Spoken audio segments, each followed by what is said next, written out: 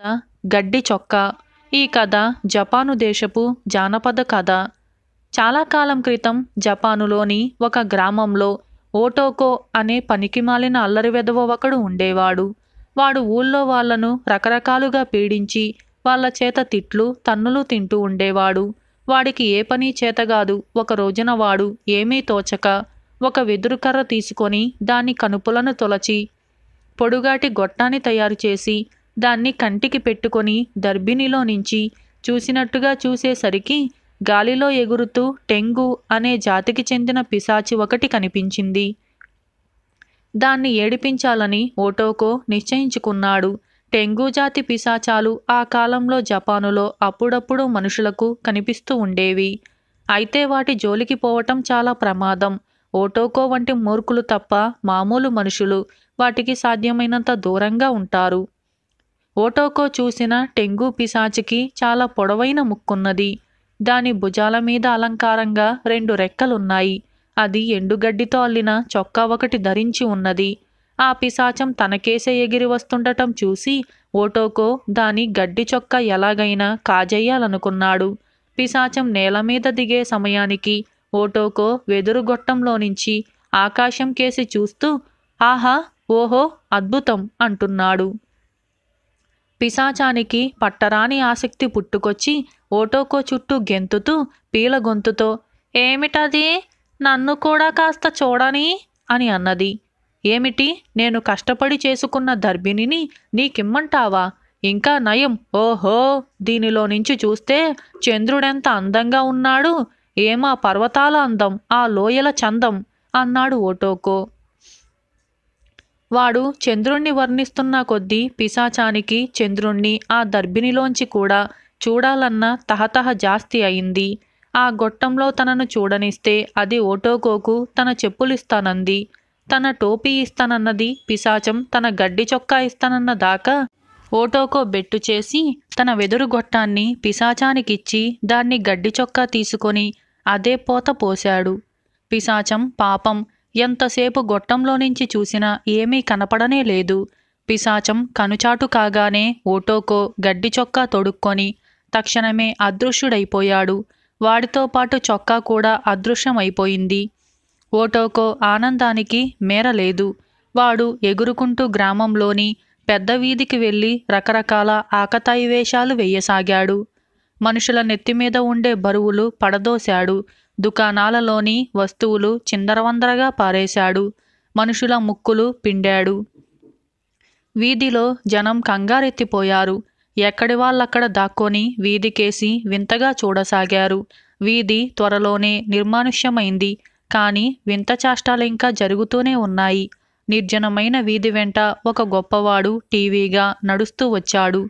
అకస్మాత్తుగా ఆ గొప్పవాడి ఎడమ చెవిని ఎవరో మెలిపెట్టినట్లయింది. ఆయన ఆగ్రహావేశంతో వెనక్కు తిరిగేసరికి ఎవరో ఆయన కుడి చెవిని పట్టుకొని గుండ్రంగా తిప్పారు. ఆయన కూలబడి చుట్టూ కలియ చూస్తుంటే తలుపుల చాటు నుంచి కిటికీల చాటు నుంచి ఈ దృశ్యాన్ని చూస్తున్న జనానికి భయంతో పాటు పొట్ట చక్కలయ్యే నవ్వు కూడా వచ్చింది. ఎందుకంటే అంత టీవీ గల గొప్పవాడు తనకు తానై వెర్రి పనులు చేస్తున్నట్టు వాళ్లకు కనిపించింది. ఇంతలో ఎవరో రైతు ఖరీదైన బట్టలు కొని వాటిని చేత పట్టుకొని వస్తున్నాడు. అకస్మాత్తుగా ఆ మనిషి చేతిలో ఉండే బట్టలు గాలిలోకి తేలి దూరంగా వెళ్ళిపోయాయి. అటూ ఇటూ సంచారం చెయ్యసాగాయి. అవి అలా వెళ్ళి వెళ్ళి వీధి పక్కన ఉన్న మురుగుకుంటలో టప్పున పడిపోయాయి. మరొక చోటికి అప్పుడే పట్టిన చేపలు వచ్చాయి. రాత్రి వంటకు చేపలు కొని వచ్చిన స్త్రీలు తమకు కావలసిన చేపలను ఏరి కొనుక్కుంటున్నారు. అంతలో ఒక పెద్ద చాప ప్రాణం వచ్చినట్టుగా చివాలున గాలిలోకి లేచి తేలుతూ వెళ్ళిపోసాగింది. చేపలమ్మే వాళ్ళు దాని వెంట పడ్డారు. వాళ్ళు దాన్ని సమీపించే సమయానికి అది వాళ్ళ కాళ్ల ముందు పెద్ద చప్పుడుతో పడిపోయి దుమ్ము కొట్టుకుంది. ఇలా కొంతసేపు ఆకతాయితనం చేసి అలసిపోయి ఓటోకో ఇంటికి వెళ్ళాడు. వాడు ముందు వాకిలి గుండా లోపలికి వచ్చి గడ్డి చొక్కా విప్పి మళ్ళీ తన సహజ రూపంతో కనిపించేసరికి వాడి తల్లి ఉలిక్కిపడింది. ఎందుకంటే తన కొడుకు లోపలికి రావటం ఆమె చూడనే లేదు. తన కొడుకు పడుకొని నిద్రపోయాక ఆమె వాడి గడ్డి చొక్కా తీసి చూసి చిచ్చి, ఈ చెత్త చొక్కా వీడికెక్కడ దొరికింది అనుకొని దాన్ని తీసుకుపోయి పొయ్యిలో పెట్టేసింది. క్షణంలో అది కాస్త బూడిదైపోయింది. ఓటోకో నిద్రలేస్తూనే తన గడ్డి చొక్కా కోసం ఇల్లంతా తెగ వెతికాడు. తల్లినడిగితే దాన్ని పొయ్యిలో పెట్టానని చెప్పింది. ఓటోకోకు అమితమైన కోపం వచ్చింది. చొక్కా మహిమ బూడిదలో కూడా ఉంటవచ్చని వాడు ఆశతో ఆ బూడిదనంతా ఎత్తి ఒక బుట్టలో చేర్చాడు. తరువాత వాడా బుట్టను దొడ్లో మూలకు తీసుకుపోయి తన బట్టలన్నీ విప్పేసి ఆ బూడిదను ఆపాదమస్తకము పులుముకోసాగాడు. బూడిద అంటిన తన శరీర భాగాలు అదృశ్యమైపోవటం గమనించి వాడికి అంతులేని ఆశ్చర్యం వేసింది. గడ్డి చొక్కాకు గల ప్రభావం దాని బూడిదలో కూడా ఉన్నదని స్పష్టమైంది. త్వరలోనే ఓటోకో పూర్తిగా అదృశ్యుడైపోయాడు. తన ఎత్తు పారినందుకు వాడు పరమానందం చెంది పెద్ద వీధికేసి బయలుదేరాడు. సాయంకాలం కావటం చేత వీధి రద్దీగా ఉంది. వాడు అదృశ్యంగా ఆ జనం మధ్య నడుస్తుండగా సాకి అనే సారాయి అమ్మే దుకాణం నుంచి వాసన కొట్టింది. దుకాణంలో సాకి తాగవచ్చిన వాళ్ళు చాలామంది ఉన్నారు. దుకాణదారు ఒక పెద్ద పీపా నుంచి అందరికీ సాకి ఇస్తున్నాడు. పీపా దగ్గర ఎవరూ లేని సమయం చూసి ఓటోకో పీపా కొలాయి దగ్గర చేరి కొలాయికి మూత పెట్టి గడగడా తాగసాగాడు. గడగడ శబ్దం దుకాణదారుకు వినిపించింది. కానీ అది ఎలా వస్తున్నదో తెలుసుకోలేకపోయాడు. అతను దగ్గరికి వచ్చి చూసేసరికి మనిషి మూతి మాత్రం కనిపించింది. ఎందుకంటే ఓటోకో మూతికి పూసుకున్న బూడిద సాకీతో కరిగిపోయి మూతి బయటపడింది. మనిషి లేకుండా మనిషి మూతి మాత్రం ఉండటం చూసి దుకాణదారు దిగ్భ్రమ చెంది చూస్తుండగానే సాకీదారులు కారి ఓటోకో గడ్డం కొంచెం కొంచెమే బయటపడసాగింది. దుకాణదారు పెద్ద పొలికేక పెట్టేసరికి ఓటోకో భయపడి లేచి నిలబడ్డాడు. వాడికి చెమటలు పోయసాగాయి. చెమటతో తడిసిన వాడి శరీర భాగాలు చిరిగిపోయిన చిత్తరువులోలాగా బయటపడసాగాయి. తన ఆట కట్టయిందని తెలుసుకొని ఓటోకో దుకాణంలో నుంచి బయటికి వచ్చి వీధి వెంట పరిగెత్తసాగాడు. దుకాణంలో చేరిన వాళ్ళంతా వాడి వెంట పడ్డారు.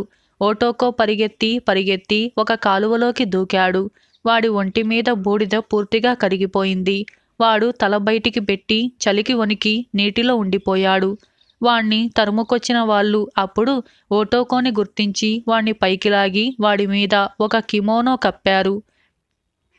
నీకీ దుర్గతి ఎలా పట్టిందిరా ఓటోకో అని గ్రామ పెద్ద అడిగాడు.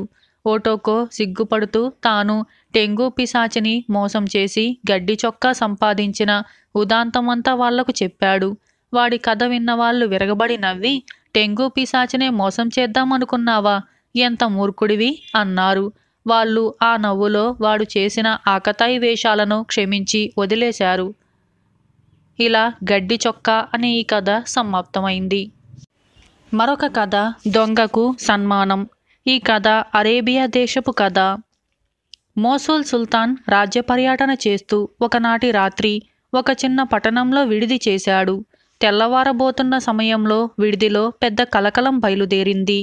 ఆయన పరివారంలో ఒకడికి సుల్తాను నిద్రిస్తున్న గది ప్రాంతాన దొంగ ఒకడు కనిపించి ఎటో పారిపోయాడు.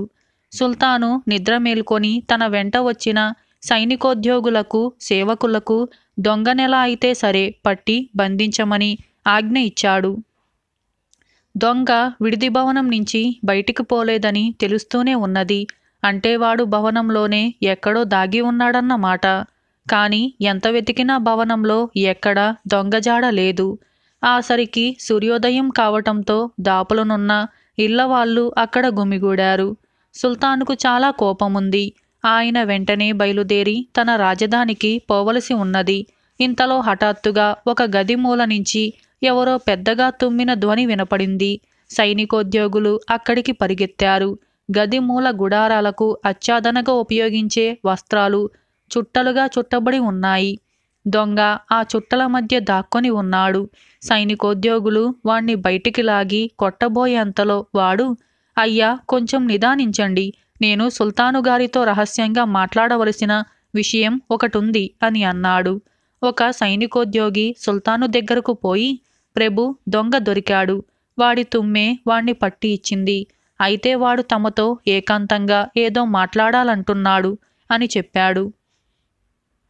దొంగ ఎంతో ఏకాంతంగా మాట్లాడాలంటున్నాడా అంటూ సుల్తాను ఆశ్చర్యపోయి, వీడెవడో చిల్లర జాతి కన్నపు దొంగ, సరే పంపండి, వాడు చెప్పదలచిందేమిటో వింటాను అని అన్నాడు. దొంగ సుల్తానుతో, ప్రభు, నన్ను తమరెంతో ఘనంగా సత్కరించవలసి ఉన్నది. ఆ పని చెయ్యకపోగా మీ ఉద్యోగులు నన్ను కొట్ట చూస్తున్నారు అని అన్నాడు. నిన్ను సత్కరించటమా? ఎందుకు? అన్నాడు సుల్తాను కోపంగా. ప్రభు, మీ పరివారమంతా నా కోసం భవనం గాలించి ఇక నేను దొరకనని ఆశ వదులుకున్నారు. మీరు రాజధానికి ప్రయాణం కాబోతున్నారు. ఈ జరిగిన గొడవ చూడటానికి చాలామంది జనం ఇక్కడ గుమిగూడారు కదా. వాళ్ళు మీ సైనికోద్యోగుల తెలివితేటల్ని గురించి, శక్తి సామర్థ్యాల గురించి ఏమనుకుంటారు అంటూ ఆగాడు దొంగ. చెప్పమన్నట్టుగా సుల్తాను విసుగ్గా తలాడించాడు. దొంగ బయటికి పారిపోలేదని, భవనంలోనే ఎక్కడో దాగి ఉన్నాడని అందరూ అనుకుంటున్నదే. అలాంటి వాణ్ణి కూడా మీ ఉద్యోగులు పట్టలేకపోతే జనం దృష్టిలో వాళ్ళెంత చులకనైపోతారు. అది జరగకుండా వాళ్ళ మర్యాద కాపాడేందుకే నేనంత గట్టిగా తుమ్మాను. నా ప్రాణం కన్నా ప్రభువులైన తమ గౌరవ మర్యాదలే నాకెక్కువ అన్నాడు దొంగ. ఔరా, నిజం అంటూ సుల్తాను తల ఊపి దొంగ చూస్తుండగా వాడి చేతులకు సంకెళ్ళు వేయించాడు. తరువాత ఆయన పట్టణం వదిలి రాజధానికేసి కొంత దూరం పోయాక దొంగ సంకెళ్ళు తీయించి కొంత ధనం ఇచ్చి స్వేచ్ఛగా వదిలేశాడు. ఇలా దొంగకు సన్మానం అనే ఈ అరేబియా కథ సమాప్తమైంది. ఈ కథ మీకు నచ్చిందా? అయితే ఇప్పుడే మన ఛానల్ని లైక్ చేయండి. ఇటువంటి మరిన్ని కథలు మన ఛానల్లో ఎన్నో ఉన్నాయి, ఇంకా రాబోతున్నాయి కూడా. వాటన్నిటిని మీరు డైలీ పొందాలి, చూడాలనుకుంటే సబ్స్క్రైబ్ బటన్ ప్రెస్ చేయండి. ఆ వెంటనే వచ్చే బెల్ ఐకాన్ని ట్యాప్ చేయడం వల్ల డైలీ నేను పెట్టే వీడియో నోటిఫికేషన్స్ అన్నీ కూడా మీ మొబైల్లోకి వస్తాయి. మీ స్నేహితులకి, బంధువులకు కూడా మన వీడియోస్ చూడమని చెప్పి షేర్ చేయండి మన ఛానల్ని. వాళ్ళు కూడా మన ఛానల్ని చూసి చందమామ కథల్ని విని ఆనందిస్తారు. అలాగే మీరు కూడా మాలాగే చందమామ కథల్ని చదివి ఆనందించాలనుకుంటే వివై థాట్స్ అనే మా ఇన్స్టాగ్రామ్ పేజీని ఫాలో అవ్వండి. అందులో మీకు చందమామ కథలు పేజీల రూపంలో కనిపిస్తూ ఉంటాయి. వాటిని మీరు కూడా మాలాగే చదివి ఆనందించవచ్చు. ఆ లింక్ నేను డిస్క్రిప్షన్లో ఇచ్చాను. Like, share, subscribe and comment. Thank you for watching. చావురానివాడు. ఈ కథను రాసిన వారు బి. ఆంజనేయులు. ఇక కథలోకి వెళ్దాం. పూర్వం ఇటలీ దేశంలో బెప్పా పిపెట్టా అనే ఒక సాహసవంతుడైన యువ సైనికుడు ఉండేవాడు. వాడొకనాడు నిర్జనమైన అరణ్యం గుండా పోతూ ఉండగా ఒకచోట ఒక వర్తకుణ్ణి ఇద్దరు దొంగలు పట్టుకొని కొడుతూ ఉండటం కంటపడింది. వెంటనే బెప్పో పులిలాగా ఆ దొంగలపై విరుచుకుపడేసరికి వాళ్ళు పరారి అయిపోయారు. వర్తకుడు గాయపడలేదని రూఢీ చేసుకొని ఆయన పరిచయమైన ఒప్పుకోకుండా బెప్పో తన దారిన వెళ్ళిపోయాడు. బెప్పో ప్రదర్శించిన ఈ సాహసం అతనికెంతో లాభించింది. ఎందుకంటే అలా దొంగల పాలుపడిన వర్తకుడు మరెవరో కాదు, మారువేషంలో తిరుగుతున్న రాజే. ఆయన బెప్పో చేసిన మేలుకు కృతజ్ఞత కలిగి ఉండటమే కాక అతని ధైర్య సాహసాలకు ముచ్చటపడి బెప్పోను పిలిపించి, ఇక నుంచి నీవు నిర్బంధ సైనికుడివి కావు. నీకిష్టమైనప్పుడు యుద్ధం చేయవచ్చు, లేకుంటే మానవచ్చు. అలాగే నిన్ను మటుకు నేను యావజ్జీవము పోషించి నీ ఖర్చంతా భరిస్తాను అని అన్నాడు. బెప్పోకు అంతకంటే కావలసింది లేదు. అతను ఇంతకాలము మోసిన సైనిక సంచిని దూరంగా గిరాటు వేసి నిశ్చింతగా, యథేచ్ఛగా, ఆనందంగా జీవించసాగాడు. అతనికి ఒకనాడు ఒక ముసలి సైనికుడు జతపడి, నీవు సైనికుడివైతే సంచి ఏది అని అడిగాడు. సైనికుడిగా పనిచేయకుండానే మా యజమాని నన్ను పోషిస్తున్నాడు అని చెప్పాడు బెప్పో. అదృష్టవంతుడివి, అయితే నా సంచి ఇస్తాను, తీసుకో.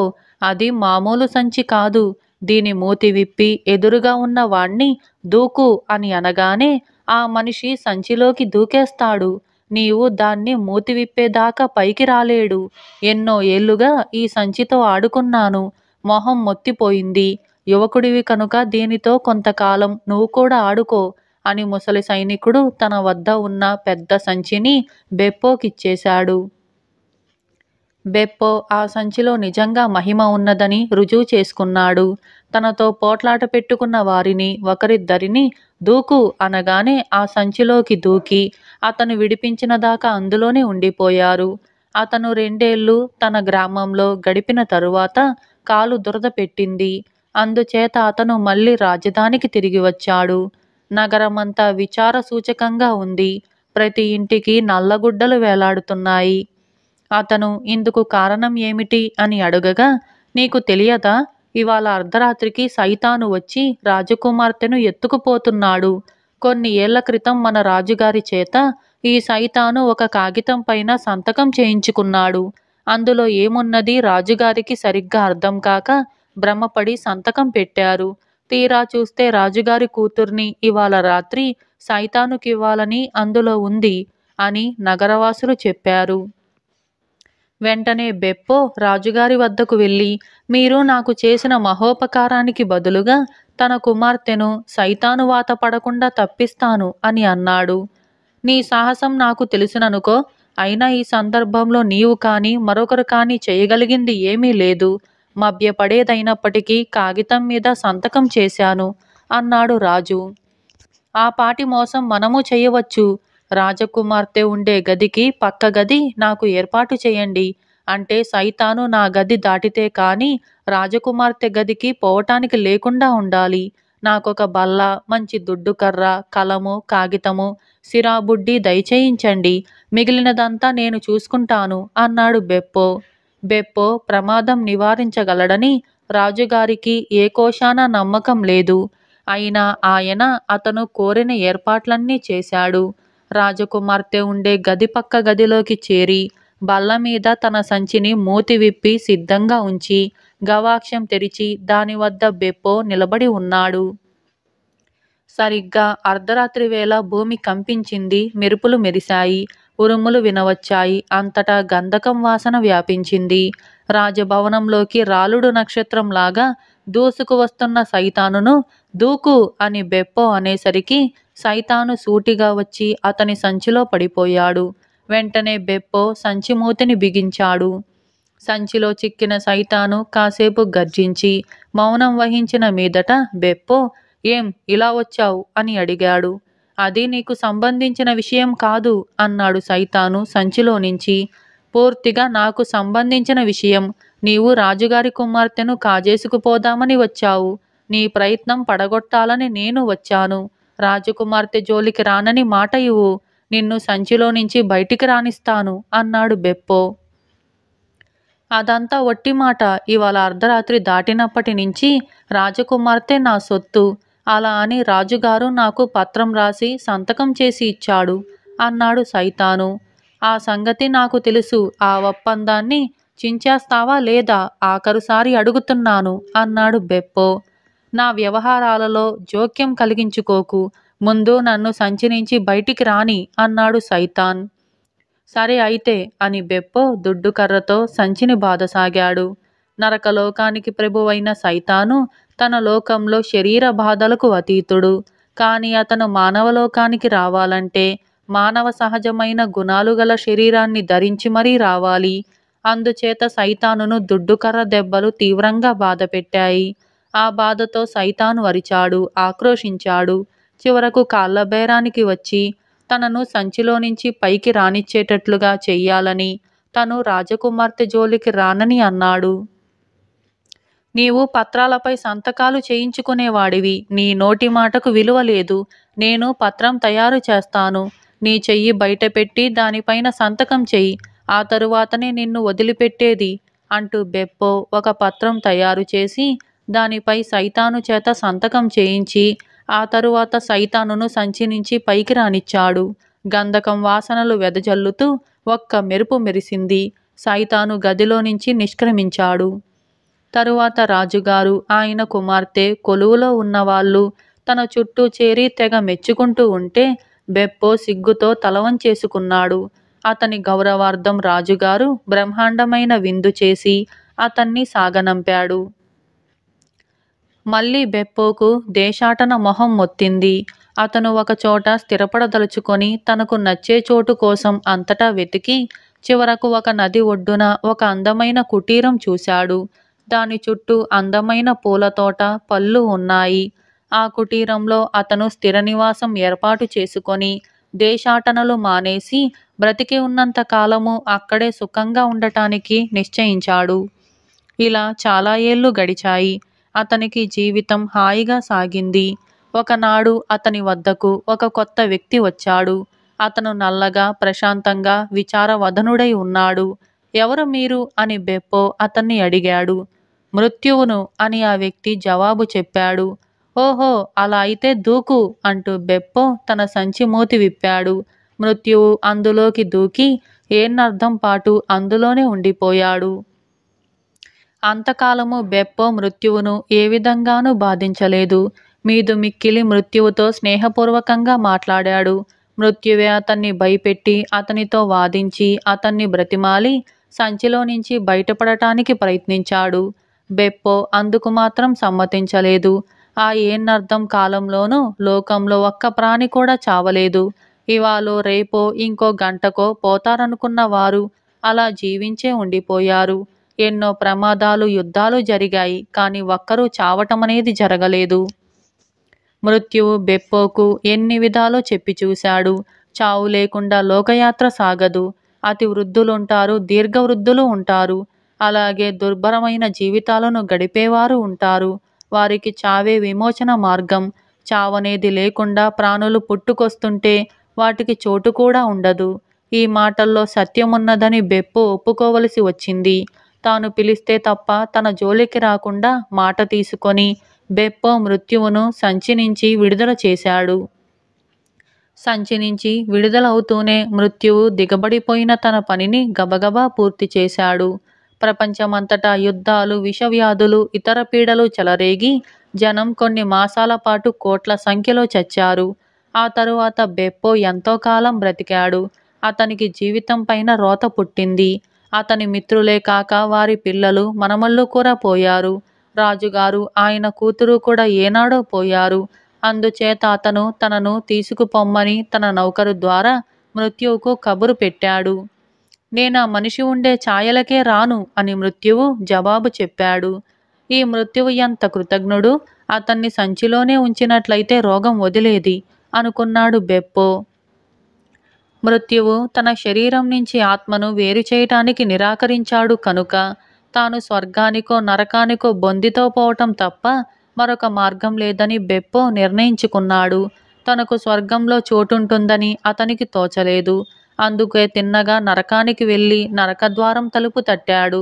నరకంలోకి ప్రవేశించగోరేవాడు బెప్పో అని తెలియగానే సైతాను భటులతో వాణ్ణి లోపలికి రానివ్వకండి, బాగా తన్ని ఇక్కడి నుంచి పంపేయండి అని అన్నాడు. వాళ్ళు అలాగే చేశారు. ఇక తనకు స్వర్గం తప్ప వేరే గతి లేదని నిర్ణయించుకొని బెప్పో స్వర్గానికి వెళ్ళి అక్కడి ద్వారపాలకుడితో తనను లోపలికి పోనివ్వమని అన్నాడు. ఈశ్వరుడు ఏమంటాడో కనుక్కొని వస్తాను అంటూ స్వర్గ ద్వారపాలకుడు లోపలికి వెళ్ళాడు. ఆ సమయంలో బెప్పో స్వర్గం ప్రహరీ గోడ మీదుగా తన టోపీని లోపలి ఉద్యానవనంలో పడేటట్టుగా గిరాటు వేశాడు. ద్వారపాలకుడు తిరిగి వచ్చి, నిన్ను ఈశ్వరుడు లోపలికి రానివ్వవద్దని అన్నాడు. నీవు చేసిన ఒకే ఒక మంచి పని సైతానును తన్నటం. అంత మాత్రాన నీకు స్వర్గార్హత లేదు. నీ స్థితి పాపం, విచారకంగానే ఉంది. కానీ చట్టాన్ని ఉల్లంఘించటానికి లేదు కదా అని అన్నాడు. నిజమే, నేను నా తిప్పలు పడతాను. నా టోపీ లోపల పడింది, అది కాస్త తెచ్చుకోనివ్వండి అన్నాడు బెప్పో. మంచిది, తీసుకెళ్ళు అన్నాడు ద్వారపాలకుడు. బెప్పో లోపలికి వెళ్ళి తన టోపీ మీద కూర్చొని కదలలేదు. నా ఆస్తి నేను ఆక్రమించుకున్నాను. చట్ట ప్రకారం ఆస్తి కన్నా పవిత్రమైనదేముంది? నన్ను మీరు దీనిపై నుంచి కదిలించలేరు అన్నాడతను ద్వారపాలకుడితో. విషయం ఈశ్వరుడి దాకా వెళ్ళింది. స్వర్గంలో అంగుళం మేర దొరికిన స్వర్గమంతా దొరికినట్టే. ఎందుకంటే స్వర్గంలో విభాగాలు లేవు. వాణ్ణి స్వర్గంలోనే ఉండనివ్వండి అన్నాడు ఈశ్వరుడు. ఇలా చావురానివాడు అనే ఈ కథ సమాప్తమైంది. కన్యాలాభం. ఈ కథను రాసిన వారు కలువకొలను సదానందం. ఇక కథలోకి వెళ్దాం. వెంకయ్య తన కొడుకు నాగరాజుకు పెళ్లి చేయాలని అనుకున్నాడు. అయితే లోగడ నాగరాజు అల్లరి చిల్లరిగా తిరిగి చిన్న చిన్న దొంగతనాలు కూడా చేసి ఉండటం చేత వాడికి ఎరిగిన వాళ్ళెవరూ పిల్లనివ్వటానికి ఒప్పుకోలేదు. చివరకు వెంకయ్య విసిగిపోయి, నీకు పిల్లను తేవటం నా తరం కాదు, పైన నా పరువు కూడా పోతోంది. నువ్వు ఎక్కడికైనా వెళ్ళి పెళ్లి చేసుకొని వచ్చేదాకా ఈ ఇంట్లో అడుగు పెట్టకు అని నాగరాజును ఇంటి నుంచి తరిమేశాడు. నాగరాజు తన ఇల్లు ఊరు వదిలేసి మరొక ఊరు చేరుకున్నాడు. తన అవసరం గడవగలందులకు దొంగతనం చేద్దామని ఒక ఇంట ప్రవేశించాడు. ఆ ఇల్లు పున్నమ్మ అనే విధవరాలిది. ఆమె ఏకసంతానం గౌరీకి పెళ్ళీడు వచ్చింది. తన కూతురిని తగినవాడికి ఎవడికైనా ఇచ్చి పెళ్లి చెయ్యాలని పున్నమ్మ పాలు, పెరుగు, కోడిగుడ్లు, పిడకలు అమ్మి అప్పుడప్పుడు ఒక నగ చొప్పున చేయిస్తూ వాటిని అన్నింటినీ ఒక పెట్టెలో దాస్తుంది. ఆ నగలు నాగరాజు కంట పడ్డాయి. వాడు వాటిని కాజేసి ఊరి బయట గుట్ట మీద ఉన్న గుడి ముందర గొయ్యి తీసి అందులో దాచిపెట్టి తనను ఎవరూ పోల్చుకోకుండా సన్యాసి వేషం వేసుకున్నాడు. మర్నాడు గౌరీ పువ్వులు అమ్ముకు రావటానికి సంతకు వెళ్ళింది. ఆ ఊళ్ళో గురువులు అనే దుష్టుడు ఒకడు పచ్చి తాగుబోతూ జూదగాడును. వాడు కొంతకాలంగా గౌరీ మీద కన్నేసి ఆమెను తనకిచ్చి చెయ్యమని పున్నమ్మను చాలాసార్లు వేధించాడు. కానీ పున్నమ్మ ఒప్పుకోలేదు. ఎలాగైనా గౌరీని తన దాన్ని చేసుకోవాలని వాడు సమయం కోసం చూస్తున్నాడు. మునిమాపు వేళ గౌరీ సంత నుంచి తిరిగి వస్తూ ఉండగా గురువులకు అవకాశం చిక్కింది. వాడు కొందరు దుండగుల సహాయంతో కొండమీది గుడి వద్దకు బలవంతంగా తీసుకుపోయి గౌరీ ఎంత ఏడ్చి మొత్తుకుంటున్నా వినకుండా ఆమె మెడలో తాళి కట్టబోయాడు. ఇదంతా సన్యాసి వేషంలో మండపంలో కూర్చున్న నాగరాజు చూసి గౌరీని కాపాడటానికి నిశ్చయించాడు. ఏమిట్రా ఈ గడబిడ అంటూ వాడు లేచి వాళ్ళ దగ్గరకు వచ్చాడు. పానకంలో పుడకలాగా నువ్వెవడివిరా అన్నాడు గురువులు కోపంగా. నాగరాజు వాడి ముఖంలోకి చూసి ఆశ్చర్యం నటిస్తూ, ఆహా, ఎంత అదృష్ట జాతకం నీది, నువ్వు పట్టింది బంగారం అవుతుంది, సిరి నీ కాళ్ళ దగ్గరకు వచ్చి పడుతుంది అని అన్నాడు. నీ మొహం వెళ్ళు అవతలికి అన్నాడు గురువులు కోపంగా. ఒరేయ్ అవివేకి, పరిహాసమాడుతున్నానని అనుకుంటున్నావారా? నీ కాళ్ళ కింద నేలని తవ్వి చూడు అన్నాడు నాగరాజు దర్పంగా. గురువులు తన కాళ్ళ కింద తవ్వి చూస్తే నాగరాజు పాతిపెట్టిన నగలు కనిపించాయి. వాడు వాటిని తన జేబులో వేసుకుంటూ మీరు నిజంగా మహాత్ములు అని చేతులు జోడించాడు. తరువాత నాగరాజు గౌరీ ముఖంలోకి చూసి ఎవరి ముదరష్టపు పిల్ల అని అన్నాడు. అలా అంటున్నారేం స్వామి అని గురువులు అడిగాడు. నిజం దాస్తే నిండు ప్రాణాలే పోగలవు. ఈ పిల్ల నష్టజాతకురాలు. దీన్ని పెళ్లాడినవాడు 3 రోజుల్లో చస్తాడు అన్నాడు నాగరాజు. ఆ మాట వినగానే గురువులకు గౌరీ మీద భ్రమ అంతా పోయి విరక్తి కలిగింది. వాడు ఆమెను వెంటనే ఇంటికి పొమ్మన్నాడు. మర్నాడు ఉదయం నాగరాజు గౌరీ ఇంటికి వెళ్ళాడు. ఆ సమయంలో పున్నమ్మ ఇంట్లో లేదు. గౌరీ వాడికి నమస్కరించి లోపలికి ఆహ్వానించింది. మొన్న రాత్రి మీ ఇంట దొంగతనం జరిగిన సంగతి, నిన్న గురువులుగాడికి గుడి దగ్గర దొరికిన నగలు నీవేనన్న సంగతి నీకు తెలుసా అని నాగరాజు గౌరీని అడిగాడు. నాకేమీ తెలియదే అన్నది గౌరీ ఆశ్చర్యంగా. నాగరాజు తన సన్యాసి వేషం తీసేసి తన గురించి, తాను చేసిన దొంగతనం గురించి దాచకుండా ఆమెకు చెప్పేశాడు. నువ్వు దొంగతనాలు మానేస్తే నేను నిన్ను పెళ్లి చేసుకోగలను అన్నది గౌరీ. దొంగతనాలు మానేస్తానని నాగరాజు గౌరీ మీద ప్రమాణం చేశాడు. కూతురి ద్వారా సంగతి అంతా తెలుసుకొని పున్నమ్మ గురువులు తన సొమ్ములు దొంగలించాడని గ్రామాధికారికి ఫిర్యాదు చేసింది. గ్రామాధికారి ఆమె సొమ్ములు ఆమెకు ఇప్పించి గురువులకు జరిమానా విధించాడు. తరువాత నాగరాజు గౌరీని పెళ్లి చేసుకొని ఆమెతో తన గ్రామానికి తిరిగి వెళ్ళి తన ఇంటి తలుపులు తట్టి నాన్న తలుపు తీయి అని అన్నాడు. పోరా పో, మళ్ళీ ఎందుకొచ్చావు అని తండ్రి కసిరాడు. నీకు పరువైన కోడల్ని తెచ్చాను నాన్న, తీ అని అన్నాడు నాగరాజు. వెంటనే వెంకయ్య తలుపులు తెరిచి కోడల్ని, కొడుకుని ఆహ్వానించాడు. ఇలా కన్యాలాభం అనే ఈ కథ సమాప్తమైంది. పూర్వం విజయపురిని పరిపాలించిన విక్రమసింహుడు పరిపాలించటంలో సమర్థుడు. ఆయన వద్ద తెలివిగల మంత్రులు ఉండేవాళ్ళు. ఆయన రాజ్యం సుఖసంతోషాలతో ఓలలాడేది. ఒకసారి రాజు తన రాజ్యంలో పర్యటన చేస్తుండగా ఒక మారుమూల గ్రామంలో అతి ప్రాచీనమైన సోమనాథ దేవాలయం కనిపించింది. అనేక శతాబ్దాల క్రితం ఉచ్చదశలో ఉండిన ఆ దేవాలయం ఇప్పుడు శిథిలమై ఉన్నది. ఆ దేవాలయాన్ని ఆ స్థితిలో చూసేసరికి రాజుకు ఎక్కడా లేని విచారం కలిగింది. ఆ ఆలయాన్ని ఏ విధంగానైనా పునరుద్ధరించి పూర్వపు ఖ్యాతిని తీసుకురావాలని రాజు నిర్ణయించాడు. ఈ విషయమై ఆయన మంత్రులతో ఆలోచిస్తే దానికి చాలా ఖర్చు అవుతుందని వాళ్ళు అన్నారు. ఆలయాన్ని పునరుద్ధరించటమే కాక దాని కింద మాన్యం ఏర్పాటు చేయాలి. ఆ గ్రామాన్ని అభివృద్ధి చెయ్యాలి. యాత్రికుల సౌకర్యం కొరకు అనేక సదుపాయాలు చెయ్యాలి. ఆలయానికి ఖ్యాతి వచ్చేదాకా దాన్ని రాజధనంతోనే పోషించాలి. ప్రస్తుతం మన కోశంలో ఇంత ధనం లేదు మహారాజా, కొన్నాళ్ళు వాయిదా వేద్దాం అన్నారు మంత్రులు. అనుకున్నప్పుడు చేయకపోతే ఆ ఆలయాన్ని పునరుద్ధరించటం ఎన్నటికీ జరగదు. ఈ ఖర్చు కోసం కొత్త పన్ను ఒకటి వేద్దాం. దాన్ని ధనికుల మీద, వర్తకుల మీద మాత్రమే వేస్తే వాళ్ళు ఇచ్చుకునే స్థితిలో ఉంటారు. సామాన్య ప్రజలను మనం బాధించవలసిన అవసరం లేదు అన్నాడు రాజు. మంత్రులు ఈ ఆలోచన బాగున్నదని మర్నాడే కొత్త పన్ను గురించి చాటింపు వేయించారు. ఏదైనా కొత్త శాసనం ప్రకటించినప్పుడు రాజు మారువేషంలో నగరమంతా తిరిగి ప్రజలు ఏమనుకుంటున్నారో తెలుసుకునేవాడు. ఆ ప్రకారం ఆయన చాటింపు జరిగిన మర్నాడు మారువేషంలో వీధుల వెంట తిరగసాగాడు. మధ్యాహ్నం వేళ ఒక దుకాణం ముందు నిలబడి ఒక యువకుడు దుకాణదారుతో ఘర్షణ పడుతూ ఉండటం రాజుకు కనిపించింది. ఆ యువకుడి మాటలను బట్టి అతను ఒక ధనికుడి వద్ద పనిచేస్తున్నాడని, కొత్త పన్ను వచ్చి పడిన కారణం చేత ఆ ధనికుడు యువకుడి జీతం తగ్గించాడని, ఆ యువకుడు అసలే రాబడి తగ్గి బాధపడుతూ ఉంటే అతని ఇంటికి కొనవలసిన సరుకుల ధరలను వర్తకులు పెంచారని రాజుకు అర్థమైంది.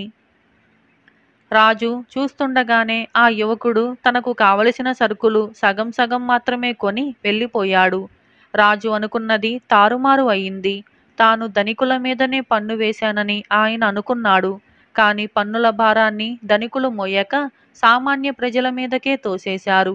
రాజు తన ఇంటికి తిరిగి వెళ్ళి మంత్రులతో కొత్త పన్ను వేయటం లేదని చర్చించాడు. మళ్ళీ చాటింపు వేయించండి, ధరలు పెంచిన వారిని కఠినంగా శిక్షిస్తామని ప్రకటించండి అని అన్నాడు. ఆయన తన మంత్రులకు తాను చూసిన విషయాన్ని చెప్పాడు. అలా అయితే ఆలయం పునరుద్ధరించే ప్రయత్నం మానుకున్నట్టేనా అని మంత్రులు రాజును అడిగారు.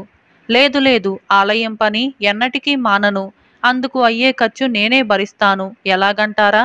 రాజభవనంలో నిత్యము అంతులేని వృధా ఖర్చు జరుగుతున్నది. వేట కింద, వినోదాల కింద అంతులేని డబ్బు ఖర్చయిపోతున్నది.